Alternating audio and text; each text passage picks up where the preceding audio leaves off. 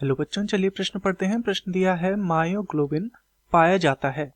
विकल्प ए है पेशियों में, विकल्प बी है यकृत में, विकल्प सी है रक्त में तथा विकल्प डी है प्लीहा में। तो इस प्रश्न में हमसे मायोग्लोबिन के विषय में पूछा गया है, अर्थात इस प्रश्न की जो मुख्य अवधारणा है, मुख्य अवधारणा जो इस प्रश्न की है वह किस विषय में है? वह है मायोग्लोबिन के विषय में। मायोग्लोबिन के विषय में यहाँ पर इस प्रश्न में हमसे पूछा गया है। तो चलिए सबसे पहले हम मायोग्लोबिन को समझते हैं कि यह क्या है। तो जो मायोग्लोबिन है यह एक प्रकार का प्रोटीन है। तो मायोग्लोबिन एक प्रकार का प्रोटीन है जो कि हीमोग्लोबिन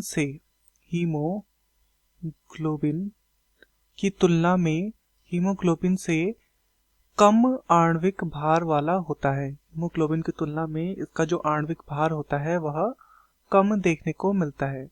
कम आणविक भार हीमोग्लोबिन से इसका होता है। इसके अतिरिक्त यह हृदय एवं पेशियों में उपस्थित होता है। हृदय एवं पेशियों में ये क्या होता है? उपस्थित होता है मायोग्लोबिन।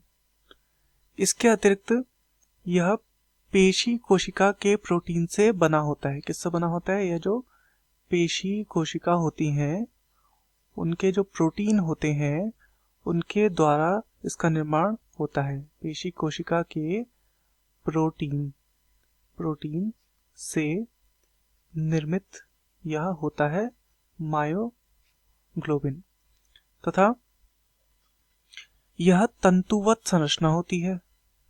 तंतुवत संरचना होती है मायोग्लोबिन की।